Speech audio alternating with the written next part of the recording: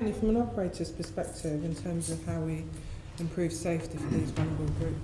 Yeah, I think there's probably more change going on now and more effort for change than there's ever been in my 40 years in the industry. I think there's a lot that we've probably assumed over the years that is now being challenged.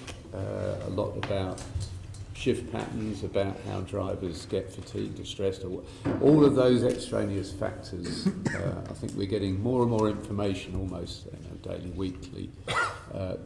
Vehicle design is being transformed actually, and the manufacturers are being challenged to come up with new ideas. We've got new players coming into the markets with new technologies. So there's a massive amount going on, and I think TfL should be applauded, if nothing else, for actually challenging the industry, challenging us as operators, challenging manufacturers, suppliers, and developers of new technologies that we'd never thought about before. I mean, this fatigue issue,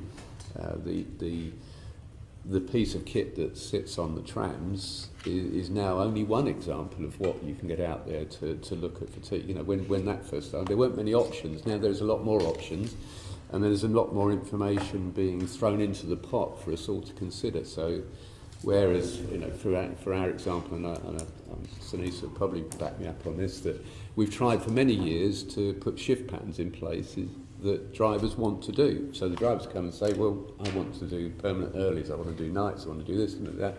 Some of the thinking now is actually we need to protect them from themselves because some of those choices aren't actually working. So someone who works permanent nights and they say, I've got childcare responsibilities, and we say, well, okay, that's fine, yeah, you go home and you look after your kids, but actually, when do you sleep?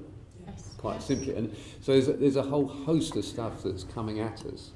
But all I can say is through my experience in my particular company, through talking to colleagues in other bus companies, through what we do in the Bus Operators Forum, we have a specific safety meeting. There's so much more awareness, and I think from an operator perspective, nobody wants to go out there and kill or seriously injure people. You know, the genuine aim from the operator fraternity is we know we've got to get better. We're just not, at the moment, quite sure how. I think there's so many different things we've got to get to grips with.